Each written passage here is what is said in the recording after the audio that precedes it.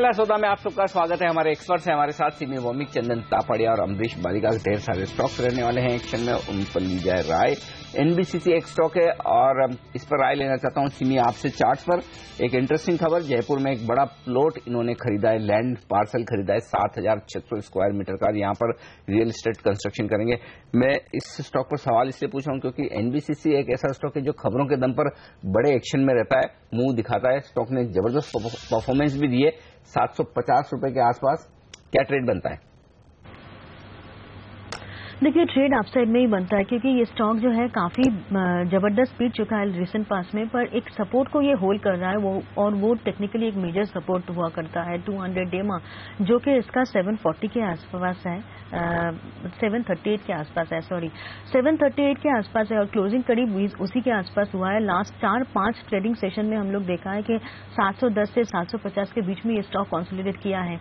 आज का मूवमेंट मुझे लगता है कि आज का जो न्यूज फ्लो है उसके बाद अगर ये स्टॉक ओपन अगर 770 के ऊपर होता है तो इसमें एक अच्छा अपसाइड ब्रेकआउट देखने को मिल सकता है जो 810 तक ले जा सकता है। 770 के ऊपर 810 और उसके बाद 840 का टारगेट पॉसिबल है 1-2 दिन में।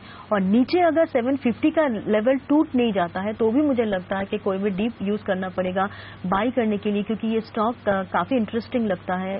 शॉर्ट टर्म करेक्शन के बाद मुझे लगता है कि एक मेजर सपोर्ट टेस्ट कर चुका है ये स्टॉक। चलिए, ये राय आती हुई इस स्टॉक पर।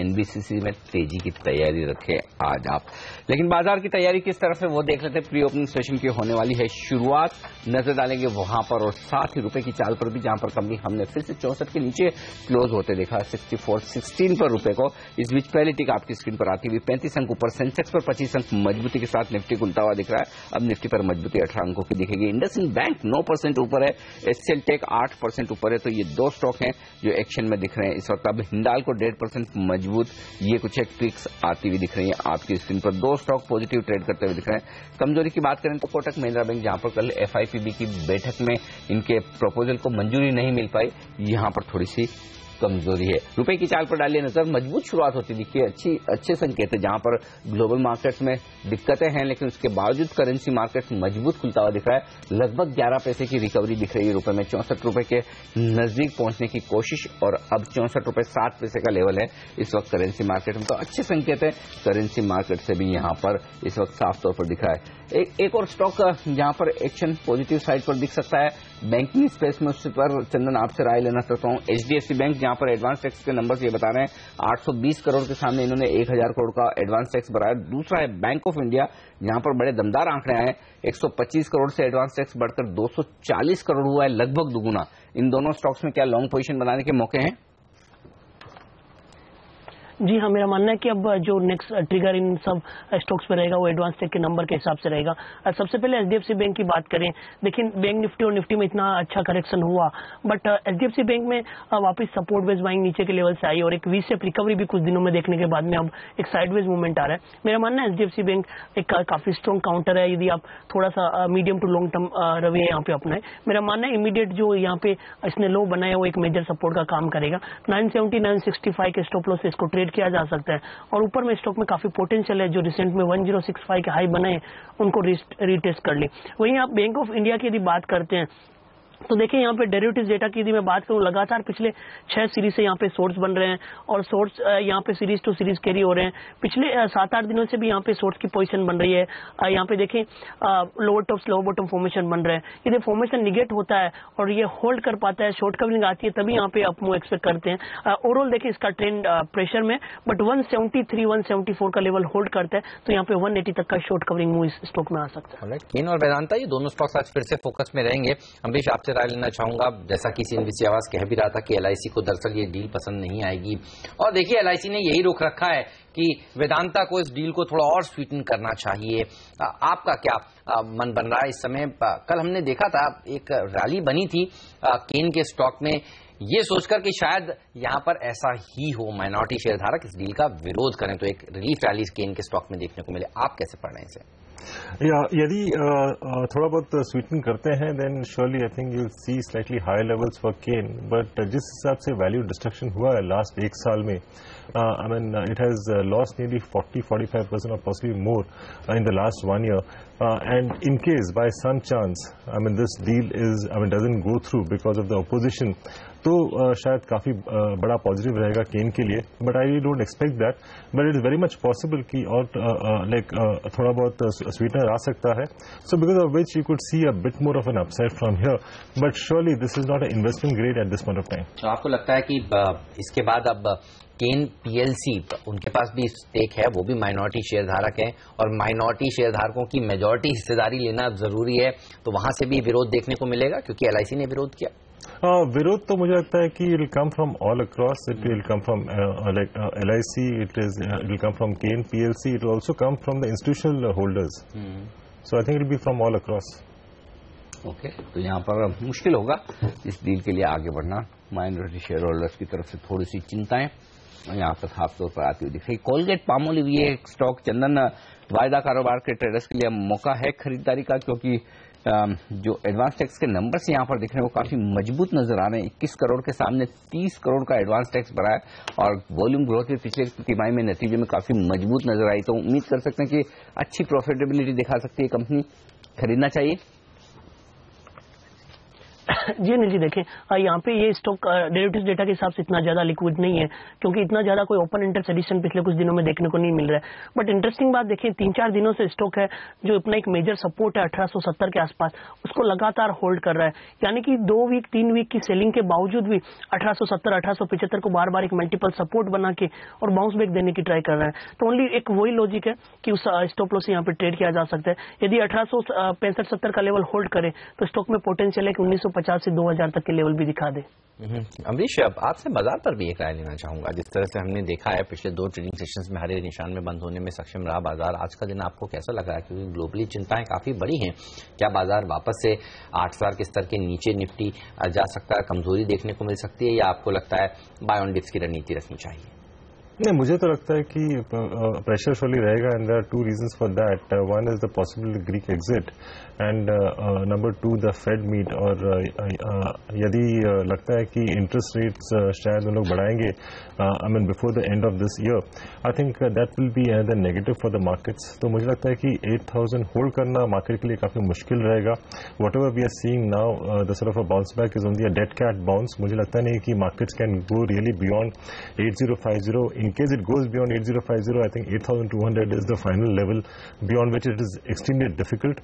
तो मुझे लगता है कि over the next few weeks we could see I think markets more closer to about 7800 than 8200. Okay, तो ये राय आती हुई यहाँ पर इस वक्त बाजार पर। लेकिन कुछ और स्टॉक्स जो एक्शन में हो सकते हैं, विप्रो यहाँ पर कुछ 3 साल के लिए एक डील इन्हें मिली है विदेश में, वहां के लॉन टेनिस एसोसिएशन की तरफ से एक बड़ी डील मिलती हुई नजर आई। हालांकि डील की साइज का खुलासा नहीं हुआ, लेकिन विप्रो के चार्ट्स क्या कह रहे हैं यहाँ पर? सिमी, क्या विप्रो में कोई तेजी का मौका दिखता है या फिर उछाल में शॉर्ट करेंगे आप?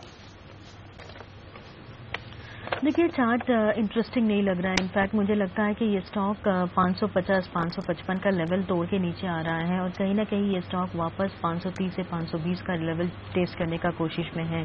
तो उछाल में अगर 550 से 55 का लेवल क्रॉस करके सस्टेन नहीं कर रहा है तो एक बार शॉर्ट करके ही देखना पड़ेगा। 520 का टारगेट डाउन साइड में देखने को मिल रहा है। ऑलराइट, चलिए ये रहा विप्रो पर, लेकिन अब जान लेते हैं कि ट्रेडिंग कॉल्स क्या निकल कर आई हैं। पूजा हमारे साथ जुड़ चुकी हैं। पूजा, बताइए एक्सपर्ट्स क्या कह रहे हैं, ज्यादा कॉल्स तेजी की साइड है या फिर बिकवाली की साइड? जी, कल की तरह आज भी मिला जुला रुझान ही देखने को मिल रहा है। कुछ जानकार खरीदारी की तरफ तो कुछ बिकवाली की करने की यहाँ पर राय दे रहे हैं। शुरुआत पहले कॉल से करते हैं। नेटवर्थ स्टॉक ब्रोकिंग के मानव चोपड़ा ने HDFC लिमिटेड में खरीदारी करने की राय दी है। इनका मानना है कि अगले 3 से 4 दिन में अच्छी तेजी देखने की उम्मीद है। स्टॉक में चार्ट्स में भी अच्छा देखने को मिल रहा है।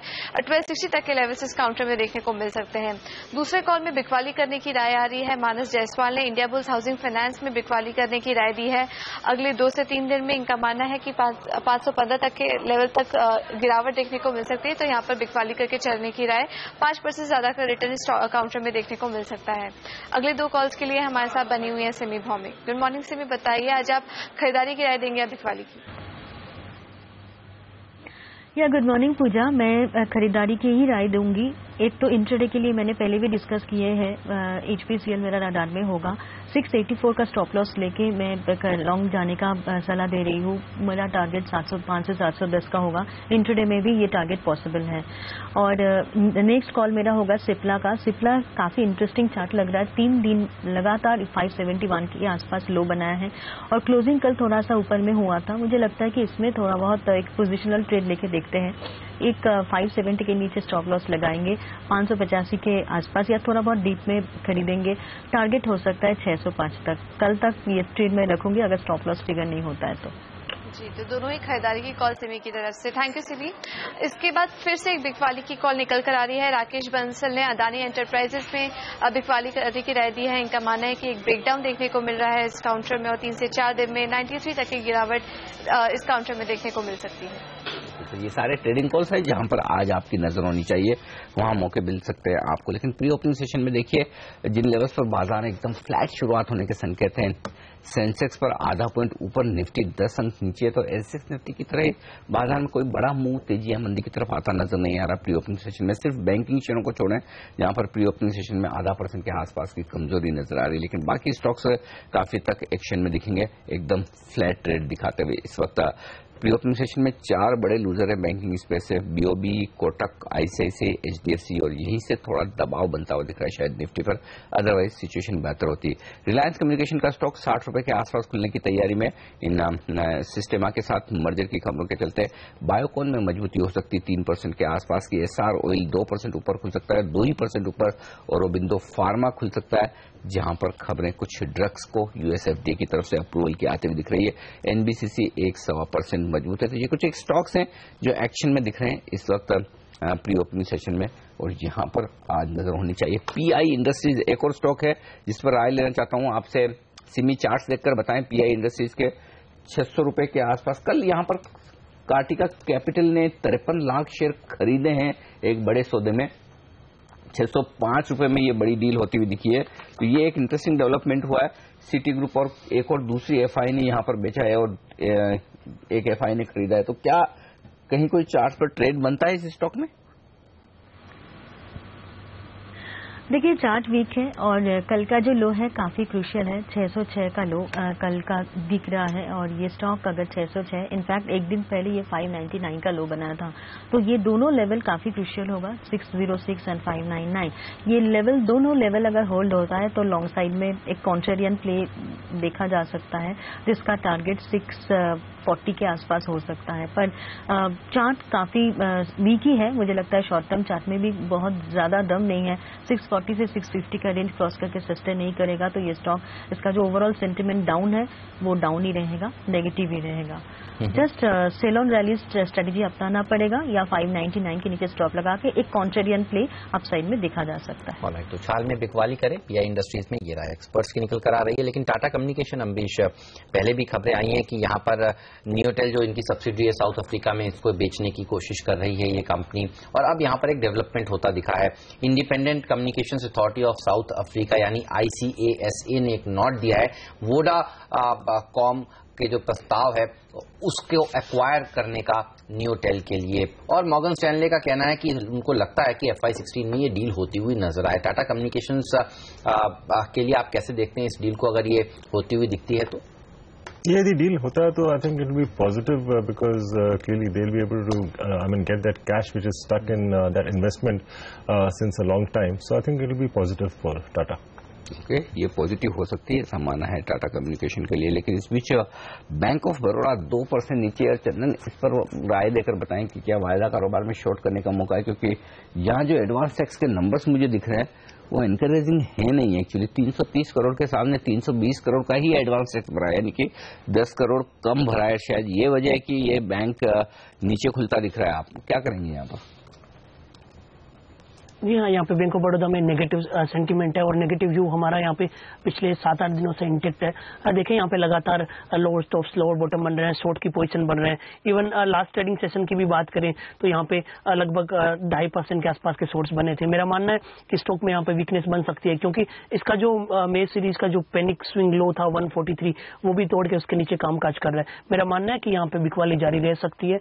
144 के आसपास का स्टॉप लॉस लगा के नीचे में 133 से लेकर 130 तक के टारगेट स्टॉक में देखे जा सकते हैं। सिमी, भारत फोर्ज ये स्टॉक आपको कैसा लगता है? हमें याद है पिछले कुछ दिनों में काफी वॉलेटाइल रहा था ये शेयर।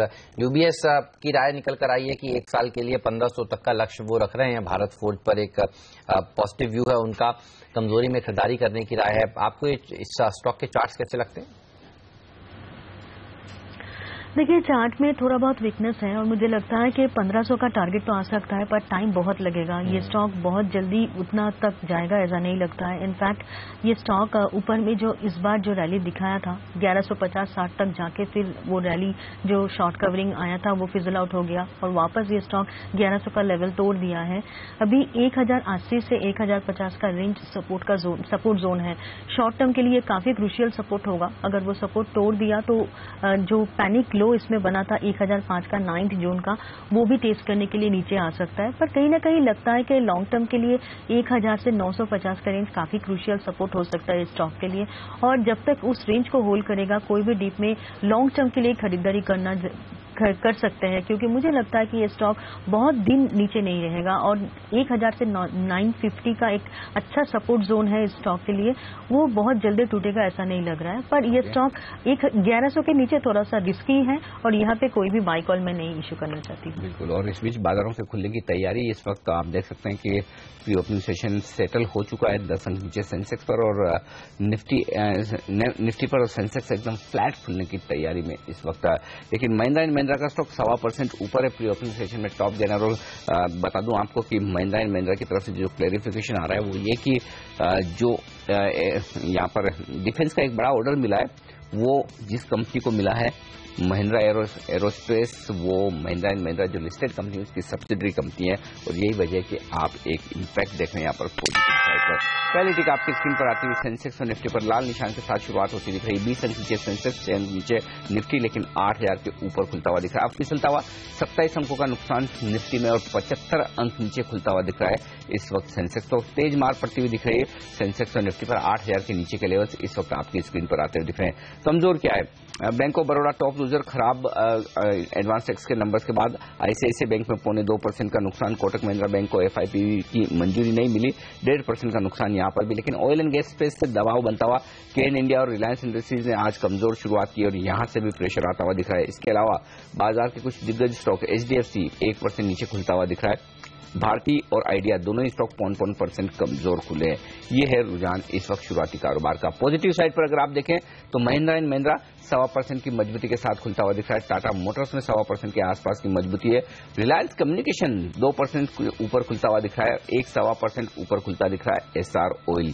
आइए वायदा कारोबार की तरफ, यहां पर किस तरह का रुझान नजर आ रहा है। स्टॉक जो एक्शन में है, टॉप गेनर के तौर पर टाटा कम्युनिकेशन जो अभी आपको खबर बताई यहां पर उसके चलते 4% के आसपास की तेजी बनती हुई दिख रही है। सिंजिन के आईपीओ की सेबी की मंजूरी, बायोकॉन का स्टॉक 2.5% मजबूत खुलता हुआ दिख रहा है। सन टीवी अपनी कल की बढ़त को आगे ले जाता हुआ 2% मजबूत, आरकॉम 2% मजबूत है और टाटा मोटर्स महिंद्रा जैसे शेयरों से मजबूती आती हुई दिख रही है। और अरबिंदो फार्मा में भी तेजी का माहौल है, वायदा कारोबार में 1% की गैप से ओपनिंग होती हुई दिख रही है।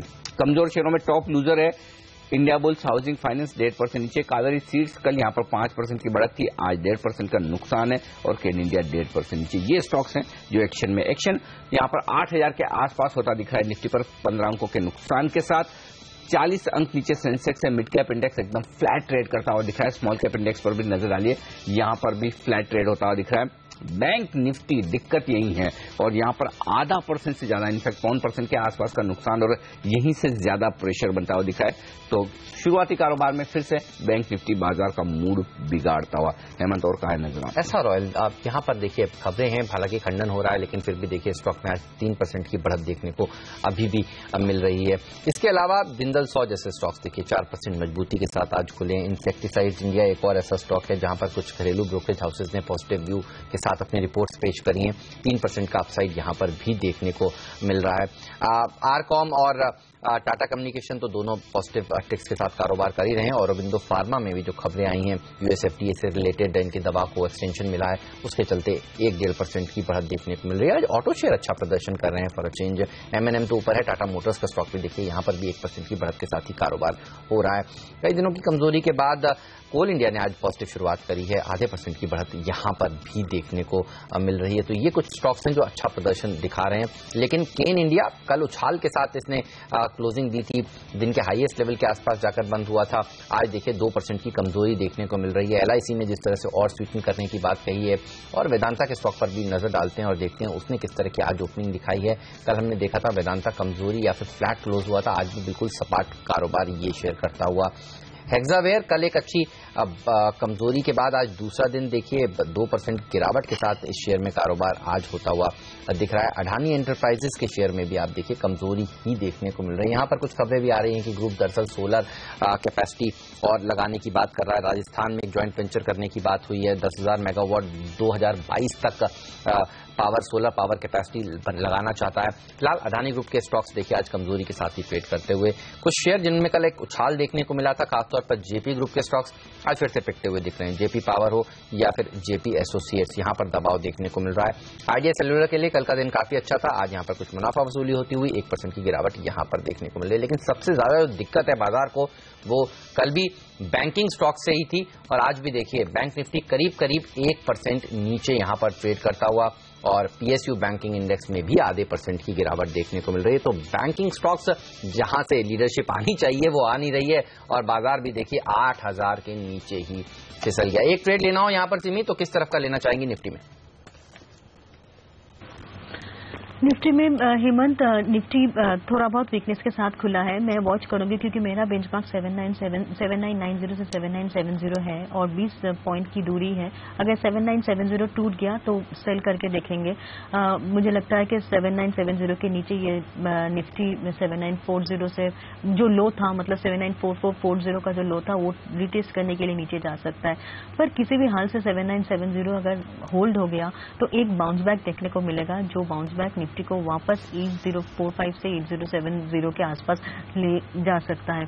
इसलिए 7970 का क्रूशियल बेंचमार्क जब तक होल्ड करेगा मैं पॉजिटिव साइड में रहूंगी। मेरा स्टॉप लॉस 7970 के नीचे ही होगा, और एक उछाल के लिए मैं लॉन्ग जाने के लिए कहूंगी। ओके, तो ये राय आती हुई यहाँ पर साफ तौर पर। लेकिन इस बीच बाजार 8,000 के आसपास स्टेबल होने की कोशिश कर रहे हैं।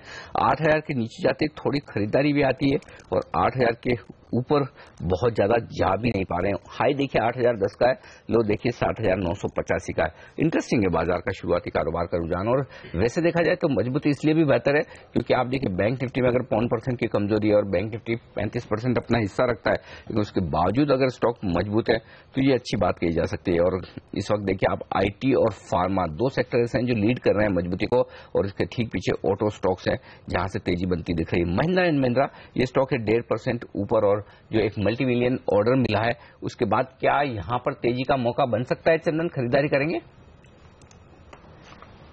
जी हाँ, देखिए सारे ऑटो काउंटर्स स्पेशली एम&एम और मारुति में यहाँ पे एक नए बाइंग इंटरेस्ट देखे जा सकते हैं। एम&एम देखिए इस बाजार के करेक्शन के बावजूद अपने आप को होल्ड करने में कामयाब रहा, और यहाँ पे मैं इंटरेस्टिंगली नोटिस कर रहा हूँ कभी भी डिक्लाइन आता है तो स्टॉक वहाँ पे एक नया डिलीवरी बेस वॉल्यूम बना के अपने आप को बेस बनाने की ट्राई कर रहा है। मेरा मानना है यहाँ पे खरीदारी की जा सकती है।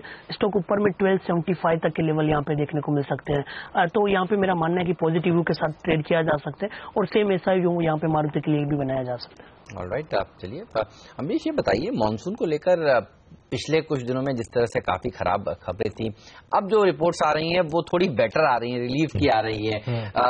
एफएमसीजी कंपनियों के लिए क्या राहत देखते हैं आप इनके चलते, और कहीं पे आप खरीदारी करना चाहेंगे? As of now, तो मैं वेट करूंगा because monsoon, I think the total quantum seems to be better than expected. पर I think more important is the distribution of rainfall. I think this is the most important aspect to be looked at. और इसकी खबर शायद it should come in the next 3 to 4 weeks, and that will be the major pointer or a trigger for the markets, not the quantum. Okay, तो यहाँ पर थोड़ा इंतजार करना ठीक रहेगा एफएमसीजी स्टॉक्स में, इससे पहले कि आप मॉनसून की थोड़ी और डेवलपमेंट देख लें, ज्यादा ठीक होगा। कल के स्टार परफॉर्मर जेपी पावर में आज 2.5% का नुकसान आप देख सकते हैं इस वक्त होता हुआ दिख रहा है, और केन इंडिया में भी 1.5% का नुकसान, जो कि कल काफी मजबूती के साथ बंद हुआ था, 4% ऊपर। पावर स्टॉक्स में एक्चुअली कमजोरी, अदानी पावर भी देखिए आप 1.5% नीचे इस वक्त आज के सेशन में, तो ये स्टॉक्स हैं जो थोड़े से एक्शन में दिख रहे हैं। तो कुल मिलाकर माहौल ऐसा कि एक दिन की तेजी भी स्टॉक से सस्टेन नहीं हो पाती, नेक्स्ट डे फिर से आप देखते हैं कि कमजोरी का रुझान बनता हुआ दिखता है, तो वैसा माहौल बना हुआ है इस वक्त। लेकिन आईशर मोटर एक स्टॉक है जो अब भी मजबूती बरकरार रखने में कामयाब, 18,300 पर 1% मजबूत। आईशर खरीदेंगे आप इस लेवल पर या फिर यहाँ देर हो चुकी है? अमरीश क्या कहेंगे? काफी देर तो हो चुकी है, और मुझे लगता है कि जब भी मार्केट वीक रहेगा, and I expect the market to remain weak at least for the next 4 to 6 weeks if not more, और उस वक्त जब लोग देखते हैं कि उनके बाकी पोर्टफोलियो में लॉस हो रहा है, then the normal tendency is to exit the stocks with good profits. ये स्टॉक तो फंड के पोर्टफोलियो में है, इन्वेस्टर के पोर्टफोलियो में, फंड के पोर्टफोलियो में है, एचएनआई के पोर्टफोलियो में भी है, और शायद वहां से बिकवाली आ सकती है। और आप कह रहे हैं बाजार में कमजोरी देखने को मिल सकती है, बताइए कौन से सेक्टर्स यहाँ से लीड करेंगे? क्या बैंकिंग शेयर अंडर परफॉर्म करेंगे यहाँ से और कुछ दिन? जिस तरह से हमने देखा है पिछले 2 दिनों की रिकवरी में भी यहाँ पर पार्टिसिपेशन ऊपर की तरफ नहीं था, और आज भी देखिए जब से 18,000 का स्तर टूटा है, नीचे के लेवल से बैंक निफ्टी में देखने को मिल रहा है। अमरीश, बैंक निफ्टी तो श्योरली वीक रहेगा, because as far as the PSU banks are concerned, NPA issues अभी भी चलेंगे at least for the next 2 to 3 quarters foreseeable. और दूसरा जो वीकनेस का पॉकेट रहेगा शायद इंफ्रास्ट्रक्चर रहेगा, क्योंकि वहां पे अभी भी जो टेक ऑफ होने का बात था, I think that's still not happening, it will take some more time. Okay, तो ये राय आती हुई इन पर स्टॉक्स अब काफी ठंडे होते दिख रहे हैं, मतलब कोई बड़े मूव ऊपर या नीचे की तरफ आते नहीं नजर आ रहे हैं। आप देखिए खबरों के दम पर आरकॉम 1.5% मुश्किल से ऊपर है, एसआर ऑयल मुश्किल से 1.5% ऊपर है। इतनी बड़ी पॉजिटिव खबरों के बावजूद स्टॉक्स चलते नहीं है, ये इंटरेस्टिंग बात है, यानी कि हर लेवल पर बिकवाली का प्रेशर बरकरार है। बायोकॉन को देखिए मुश्किल से 2% ऊपर है, बैंक ऑफ इंडिया लगभग दुगुना एडवांस टैक्स भर रहा है और स्टॉक में तेजी सिर्फ 1%, 1.5% की, और वो भी तब जबकि ये स्टॉक अच्छे पीटे हुए हैं, ऐसा नहीं कि बहुत ओवरबॉट हो और उस वजह से नहीं चल रहा। तो सेंटिमेंट खरीदारी को लेकर बनता दिख नहीं रहा है। चंदन, फिर ऐसे में क्या इन शेयरों में उछाल में बिकवाली करना चाहिए जो पॉजिटिव खबरों के चलते हैं, या फिर क्या किया जाए, कैसे ट्रेड करना चाहिए इन मिड कैप शेयरों को? जी नहीं, मेरे हिसाब से इन स्टॉक्स को अवॉइड ही करना बेहतर रहेगा। और बाजार में क्योंकि स्टॉक स्पेसिफिक मूवमेंट बना हुआ रहेगा, और काफी स्टॉक्स है जो यहाँ पे प्रोमिसिंग लग रहे हैं और वहाँ पे स्ट्रेंथ बना रहे हैं, जैसा कि यहाँ पे हिंदुस्तान पेट्रो है, लग रहा है कि 710 और 725 तक के मूवमेंट देखे जा सकते हैं। मेरा मानना है जुबिलेंट फूड में यहाँ पे बाइंग इंटरेस्ट देखने को मिल सकती है।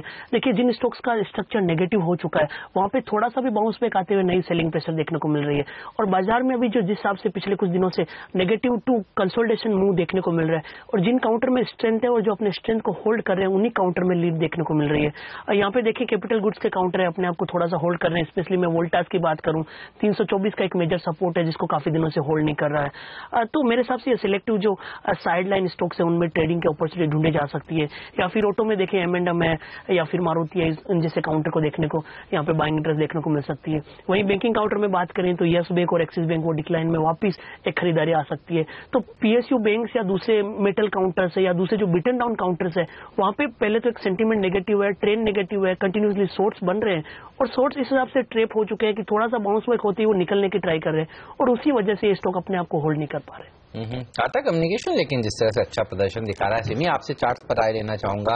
मुझे याद है मई 2014 में वोडाकॉम ने एक ऑफर दिया था $565 मिलियन का इसको एक्वायर करने के लिए, और कई ब्रोकरेज हाउसेज ये कह रहे हैं कि करीब 19 रुपए प्रति शेयर का फायदा हो सकता है न्यूटेल का अगर स्टेक बिकता है टाटा कम्युनिकेशन को। आज हम देख रहे हैं इतनी तेजी देखने को मिल रही है, 4% मजबूती के साथ टाटा कम्युनिकेशन का शेयर यहाँ पर प्रदर्शन दिखा रहा है। चार्ट्स कैसे लगते हैं आपको इसके? देखिए हेमंत, चार्ट अगर देखेंगे तो अच्छा लग रहा है, क्योंकि ये स्टॉक बहुत ही कम शेयर में है जो एक जो ट्रेंड है, लॉन्ग टर्म अप ट्रेंड है, उसको मेंटेन कर रहा है। और करेंटली जो करेक्शन है, जो 500 के आसपास ये स्टॉक जो 400 के आसपास आया है, शॉर्ट टर्म में जो करेक्शन आया है दिया है, उसके बावजूद भी मुझे लगता है कि कहीं ना कहीं ये स्टॉक 400 के आसपास सपोर्ट लेने का कोशिश किया है। 400 के आसपास इसका 200 डेमा भी है, मतलब ये जो 200 डेमा का सपोर्ट को होल्ड किया है, लॉन्ग टर्म सपोर्ट को, तो उसको देखते हुए लगता है कि इसमें आगे जाके बहुत ऊपर जाने का भी गुंजाइश है। एक तो लेवल बहुत ही क्रूशियल होगा इसके लिए 449 से 455 का। अभी का लेवल कहाँ पे है? 430 के आसपास है। तो 449 से 455 वहीं तक टारगेट रखिए। उस रेंज को क्रॉस करने के बाद इसमें फ्रेश मोमेंटम आ सकता है। 500 तक का हाई तो ऑलरेडी बना चुका है, तो वहां तक देखेंगे। मुझे लगता है कि 500 तक जाने से पहले 449 से 455 क्रॉस करना बहुत जरूरी होगा। पर फिलहाल चार्ट जो है अच्छा है और मुझे लगता है कि लॉन्ग साइड में ट्रेड इनिशिएट किया जा सकता है। ओके, तो ये राय आती इन सारे शेयरों पर। वक्त आप तीनों से विदा लेने का। सिमी, चंदन और अम्बरीश, आप तीनों का बहुत बहुत शुक्रिया हमारे लिए वक्त निकालने के लिए और बाजार पर अपनी राय देने के लिए। इस बीच बाजार फिर से कमजोर होकर दिन के लो पॉइंट की तरफ बढ़ते हुए दिख रहे हैं। 70 अंक नीचे सेंसेक्स एंड निफ्टी पर 25 अंकों का नुकसान इस वक्त आपको दिखेगा। निफ्टी का आज का लो जो है 7985, वहां पर फिर से निफ्टी पहुंचता हुआ दिख रहा है। तो दबाव बरकरार है। Mid cap small cap index जरूर फ्लैट ट्रेड करते हुए दिख रहे हैं, लेकिन दबाव है बैंक निफ्टी से जो 0.1% से ज्यादा कमजोर है। यही वजह कि आप देख सकते हैं आज 450 शेयर मजबूत है, 700 शेयरों में कमजोरी के साथ होता कारोबार।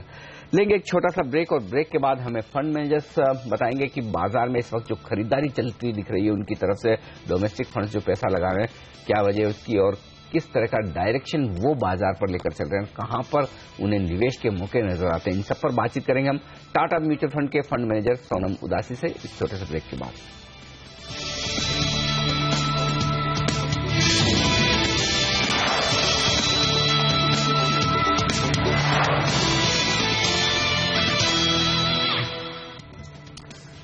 दिन के लो पॉइंट पर लौटते दिख रहे हैं बाजार 40 अंकों के नुकसान के साथ 7975। ये है लेवल निफ्टी का, 0.5% का नुकसान और इतना ही नुकसान दिखेगा सेंसेक्स में। 120 अंक नीचे है इस वक्त, 26,450 के आसपास सेंसेक्स आता हुआ दिख रहा है। अब मिड कैप शेयर भी दम तोड़ते नजर आ रहे हैं। लगभग 0.5% का नुकसान मिड कैप इंडेक्स में हो चुका है। स्मॉल कैप शेयरों पर भी नजर डाली, वहां पर भी कमजोरी बढ़ती हुई दिख रही है साफ तौर पर। इसी वजह से आप देखेंगे कि अब बढ़ने वाले शेयरों की तादाद और कम होती दिख रही है। मैं 400 स्टॉक पॉजिटिव हरे निशान में ट्रेड कर रहे हैं, जबकि 750 शेयर ऐसे हैं जो कमजोर हो चुके हैं। आप देखिए पिछले कुछ मिनटों में किस तरह से गिरने वाले शेयरों की तादाद जबरदस्त तेजी से बढ़ती हुई नजर आई। तो साफ तौर पर ब्रॉडर मार्केट में कमजोरी का माहौल होता दिख रहा है। लेकिन 7975 8000 जो एक सपोर्ट लेवल की हम बात कर रहे थे इंट्राडे ट्रेडर्स के लिए, अब तक उस लेवल को होल्ड करने की कोशिश जरूर होती दिखी है बाजार की। देखना होगा शुरुआती 15 मिनटों की ये कमजोरी आगे किस तरह से बढ़ती है। लेकिन बाजार की आगे की डायरेक्शन और सेक्टर्स पर राय लेते हैं। हमारे साथ जुड़ रहे हैं टाटा म्यूचुअल फंड के रिसर्च हेड सोनम उदासी। सोनम जी, गुड मॉर्निंग, स्वागत है आपका CNBC आवाज पर। आपको क्या लगता है जिस वजह से बाजार पिछले 1.5-2 महीनों से वोलेटाइल होकर लगातार धीरे धीरे नीचे की तरफ जा रहे हैं, अब तो 8000 के लेवल को होल्ड करने में भी निफ्टी को काफी मुश्किल आती हुई दिख रही है, क्या यहां से भी बाजार में और डाउनसाइड रिस्क नजर आती है या फिर ये लेवल्स कमोबेश सेफ हैं, बहुत ज्यादा रिस्क नहीं है? जी देखिए, 2 हेडविंड्स अभी भी हैं मार्केट के लिए। एक तो यूएस फेड की जो मीटिंग है जो कल होगी, उस पर जो इंटरेस्ट रेट पे वो व्यू देंगे, उस पर एक डायरेक्शन शॉर्ट टर्म का डिसाइड होगा। दूसरा मैं समझता हूं कि ग्रीस का जो यूरो के साथ जो आउटकम है वो भी बाय दिस मंथ एंड एक सेंस आएगा वेदर वो लोग एक कॉम्प्रोमाइज कर पाते हैं या नहीं। इन दोनों इवेंट्स का एक इफेक्ट ग्लोबल मार्केट्स पर रहेगा। लेकिन अगर उसको छोड़ दें और ये देखें कि फंडामेंटली बाजार में अब क्या अट्रैक्टिव लग रहा है, तो मेरे ख्याल से एक जो अच्छी बात हुई है कि जो large cap cash flow generating companies हैं ऑटोज में और फार्मा में, वो धीरे धीरे अट्रैक्टिव होती जा रही हैं। तो मेरे ख्याल से थोड़ा तो रिस्क मार्केट में रहता ही है, बट लार्ज कैप कंपनीज अब अट्रैक्टिव होने लग गई हैं। ओके, लार्ज कैप कंपनी में जिस तरह से तेज करेक्शन हुआ है इसके बाद ये अट्रैक्टिव लग रही हैं। लेकिन सोनम जी, ये भी आपसे जानना चाहेंगे कि जो अब Q1 के नतीजे आने का सिलसिला शुरू हो जाएगा अगले महीने से, आपको क्या लग रहा है Q4 से बेटर नंबर्स इस बार Q1 FY16 के हो सकते हैं या फिर यहां पर भी डिसअपॉइंटमेंट हाथ लगेगा? देखिए, जो Q4 में भी एक्सपेक्टेशंस जो मार्केट की थी वो खास नहीं थी। तो एज पर एक्सपेक्टेशन कुछ सेक्टर्स ने अच्छा किया, कुछ ने नहीं किया। जो नॉर्मल जो हम कहते हैं प्रेशर सेक्टर्स हैं, बैंक PSUs एक देखने जैसा होगा कि Q1 उनके लिए कैसा होगा, स्ट्रेस एसेट्स का जो प्रेशर है वो कम हुआ है कि नहीं। लेकिन जो कंजम्पशन रिलेटेड सेक्टर्स थे जिन्होंने इतना अच्छा कंपैरेटिवली नहीं किया है, वो देखने लायक होगा कि whether demand sort of comes back और नॉट। लेकिन हमारा ये मानना है कि जो डिमांड जो अपटिक है वो Q3 के आने से दिखेगा, क्योंकि Q1 और Q2 हमें अभी भी लगता है कि थोड़ा बहुत प्रेशर उस डिमांड अपटिक में रहेगा। सौरभ जी, ये बताएं फिर अब भारतीय बाजारों में आगे तेजी अगर होनी है तो फिर उसके ट्रिगर्स क्या होंगे? किस वजह से आपको लगता है कि बाजार का मूड फिर से इम्प्रूव होगा? जी देखिए, एक तो इकोनॉमिक एक्टिविटी जैसे जैसे इम्प्रूव करेगी, जो लग नहीं रहा है कि Q1 में ऐसा कुछ दिखेगा, लेकिन अगर सेकेंड हाफ में इकोनॉमिक एक्टिविटी पिकअप करती है, इन्फ्लेशन वैसे भी काफी लो है, जैसे इकोनॉमिक एक्टिविटी बढ़ना शुरू होगी, अपने आप जो नंबर्स हैं टॉप लाइन के रेवेन्यू के, वो अच्छे दिखने शुरू होंगे। क्रेडिट पिकअप अगर अच्छा होगा तो जो बैंक्स को जो फिलहाल प्रेशर में दिख रहे हैं वो सडनली अच्छा दिखने लगेगा। तो मेरा ये मानना है कि सेकेंड हाफ ऑनवर्ड्स अगर ये साइंस दिखने लगे तो मार्केट के लिए भयंकर ट्रिगर है। ग्लोब का प्रेशर होते हुए भी अगर आपने ये इकोनॉमिक एक्टिविटी पिकअप हुई, वो बाजार के लिए अच्छा संकेत होगा। आपने कुछ देर पहले सोनम ग्रीक की बात करी। सब ये जानना चाहते हैं कि अगर ग्रीक डिफॉल्ट करता है तो कंटेजियस कितना हो सकता है, वो भारतीय बाजारों पर किस तरह का इम्पैक्ट पड़ेगा, अगर इसे आप विस्तार से समझाएं। देखिए, कंटेजियस जरूर जरा सी अनिश्चितता की स्थिति आ जाएगी ग्लोबल मार्केट्स में। इंडिया उससे अछूता नहीं रहेगा, लेकिन ये कहना कि क्योंकि जिस तरीके से ईयू ने इस बार बॉन्ड बाइंग ओपनली खोला है, जो पहले के अंतर्गत इस बार अगर ग्रीक से उनका डिफॉल्ट रहता है और वो अलग हो जाते हैं तो भी इतना बड़ा कोई असर हमें नहीं लगता कि होगा। नियर टर्म में जरूर वॉलेटिलिटी रहेगी, बट मेरे ख्याल से ईयू अब स्ट्रॉन्गर मोड में है बनिस्बत ग्रीस। ओके, लेकिन ऐसे में क्या आपको लगता है कि अब ग्रेजुअली रेट सेंसिटिव स्टॉक्स खरीदने के मौके हैं? इकोनॉमिक डेटा अगर इम्प्रूव होने आज से 4-6 महीने बाद और रेट कट्स जिस तरह से आरबीआई ने किए, या फिर अभी वक्त है और लोअर लेवल्स पर आपको एंटर करने का मौका मिलेगा बैंक्स, ऑटो, इन शेयरों में? देखिए,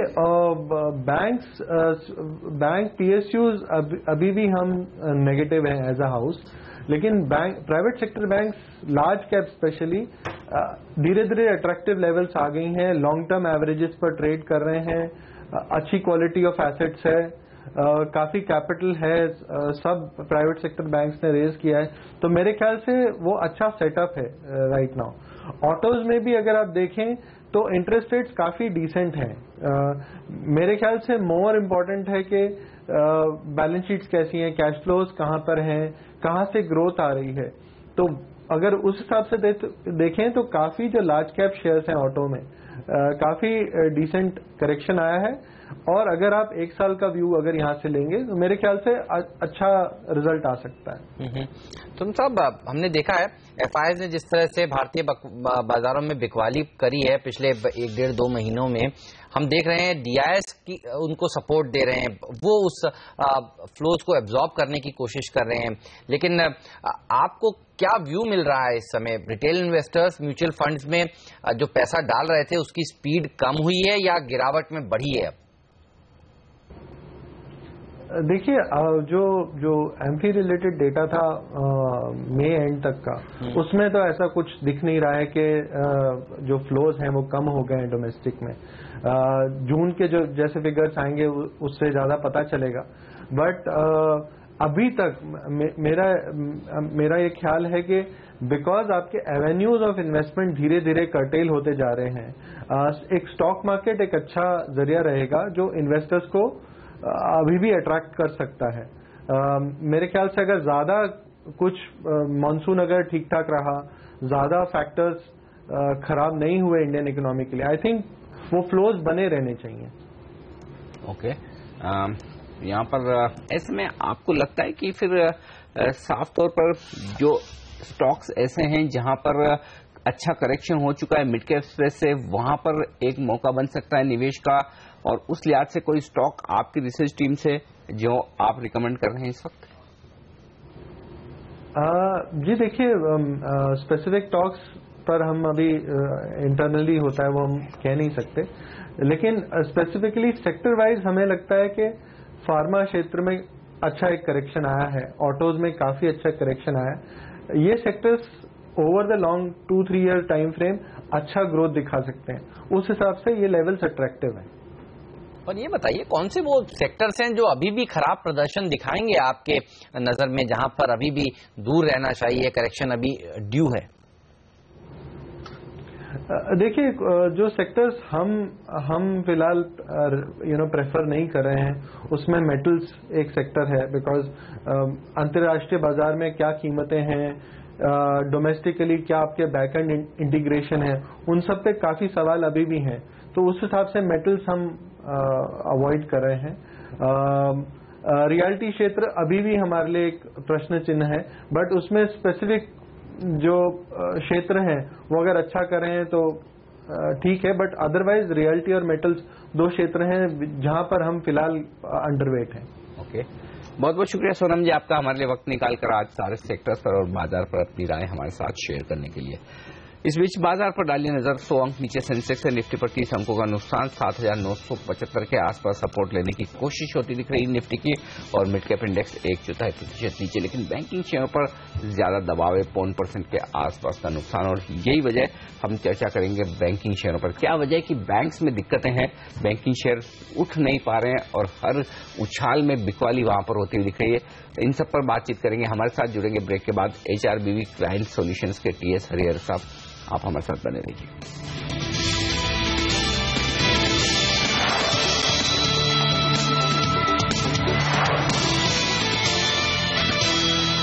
स्वागत है आप सभी का CNBC आवाज पर। निफ्टी देखिए 8,000 के नीचे कारोबार कर रहा है, करीब 100 अंक नीचे इस समय सेंसेक्स है, और ऐसा नहीं भारत का ऐसा हाल हो, पूरा का पूरा एशिया देखिए आपको लाल निशान में दिखेगा। Nikkei, Hong Kong, Shanghai, Taiwan, KOSPI, Straits Times, सारे एशियाई बाजारों में देखिए कमजोरी है, लाल निशान के साथ वहां पर कारोबार होता हुआ आपको दिखेगा। दरअसल ग्लोबल फैक्टर्स काफी हैं जिस पर सबकी नजरें बनी हुई हैं। ग्रीक को लेकर चिंताएं, FOMC की बैठक जो आज से शुरू होगी, कल देर शाम उसका आउटकम आएगा। चलिए इसी पर और चर्चा करते हैं। हमारे साथ HRBV क्लाइंट सॉल्यूशंस के TS हरिहर साहब जुड़ चुके हैं। हरिहर साहब, स्वागत है आपका CNBC आवाज पर।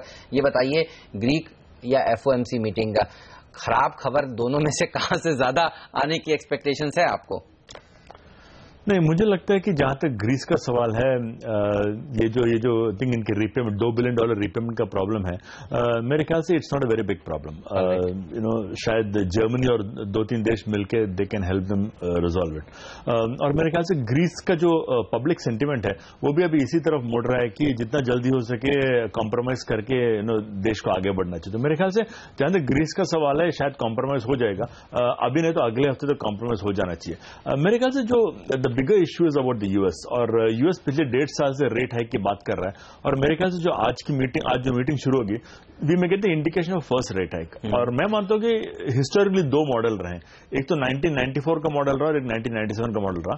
1994 में फेड ने क्या किया था कि 25 बेसिस पॉइंट हाइक करके over a period of 1 year वो लोग ने 7 टाइम्स हाइक किया था, 1.75% हाइक किया था जी। वेयर इज 1997 लोगों ने क्या किया था कि 25 बेसिस पॉइंट हाइक करके अगले 18 महीने तक कुछ भी नहीं किया था। तो मेरे ख्याल say that is the model that looks likely कि शायद जून के महीने या सितंबर के महीने में 25 बेसिस पॉइंट बढ़ाएंगे और उसके बाद अगले 1-1.5 साल तक शायद कुछ भी नहीं होगा रेट्स में। That looks to be a greater possibility. तो लेकिन फिर एक हाइक लेने का पर्पस क्या है? अगर एक हाइक लेने के बाद उन्हें इतना इंतजार करना है कि 1.5 साल 2 साल तक डेटा देखेंगे, अगर डेटा इतने कन्विंसिंग नहीं है इस वक्त, और जो फेड लगातार कह भी रहा है कि अगर डेटा कन्विंसिंग होंगे तो ही हम रेट हाइक करेंगे, तो फिर ऐसा क्यों होगा?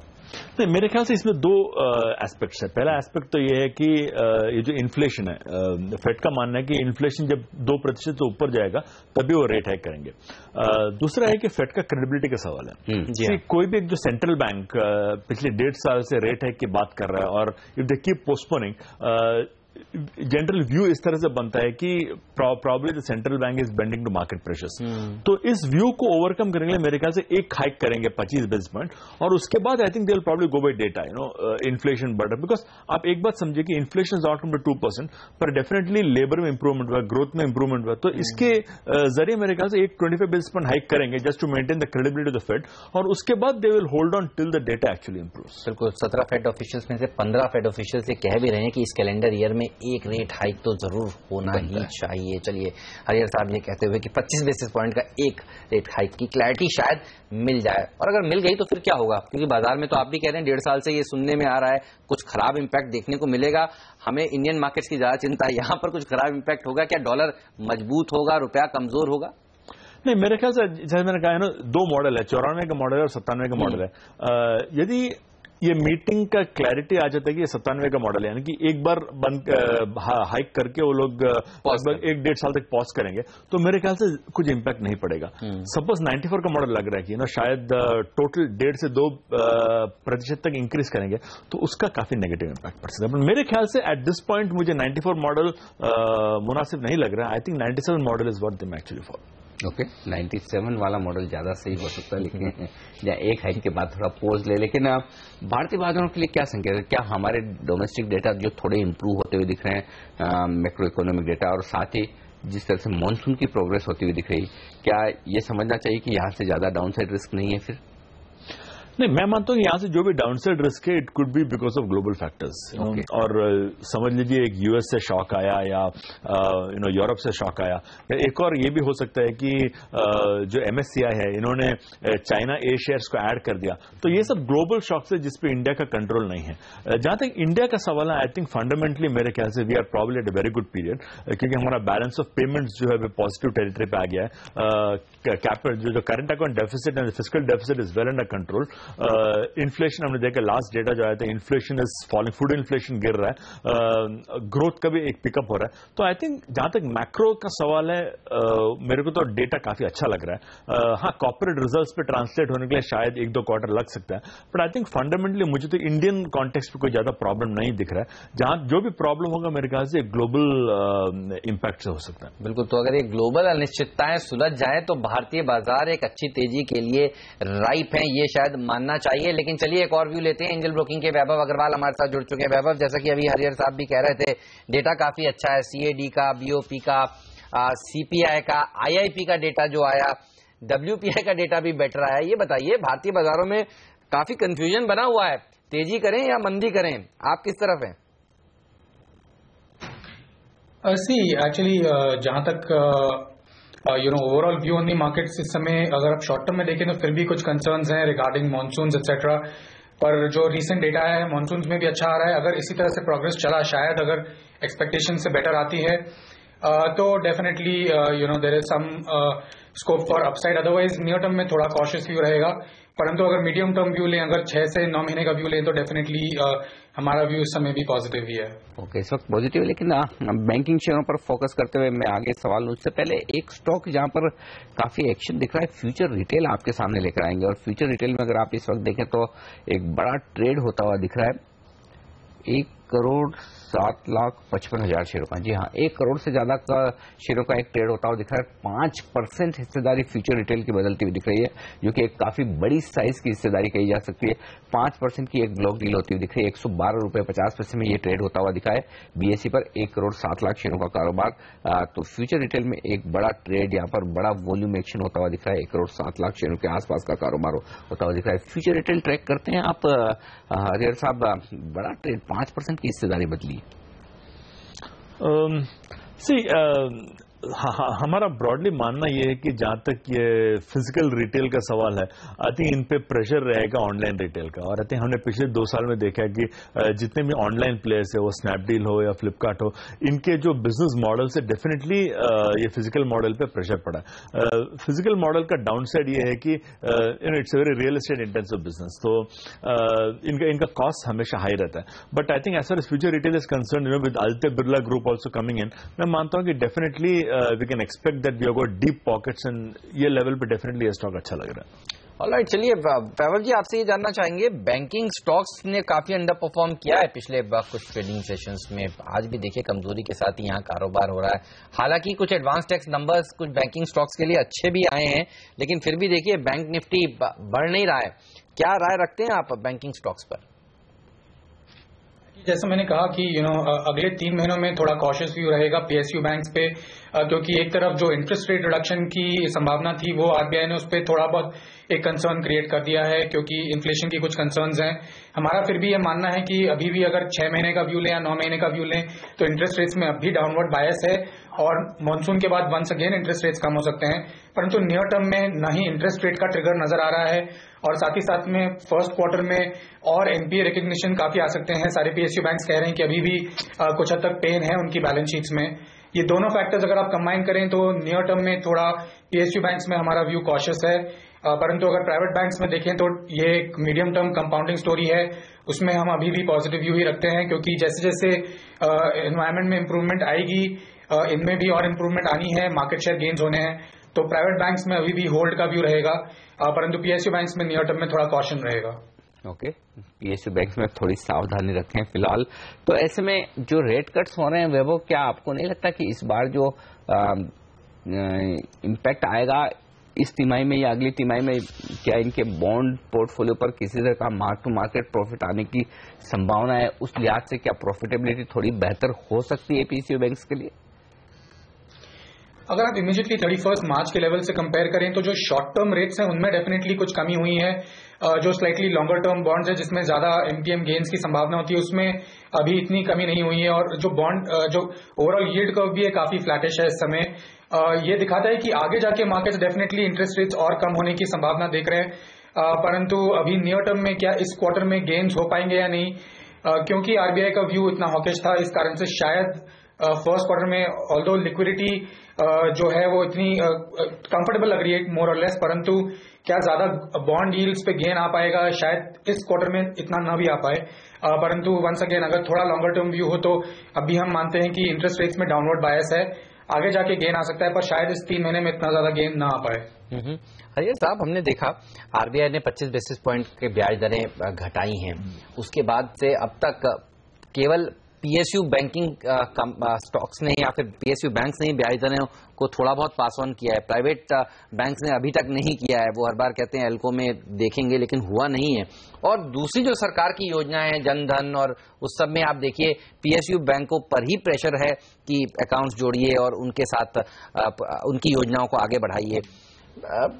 क्या व्यू है आपका पीएसयू बैंक्स पर इस समय? इतनी गिरावट के बाद अट्रैक्टिव है या अभी भी अवॉइड ही लिस्ट में है आपके?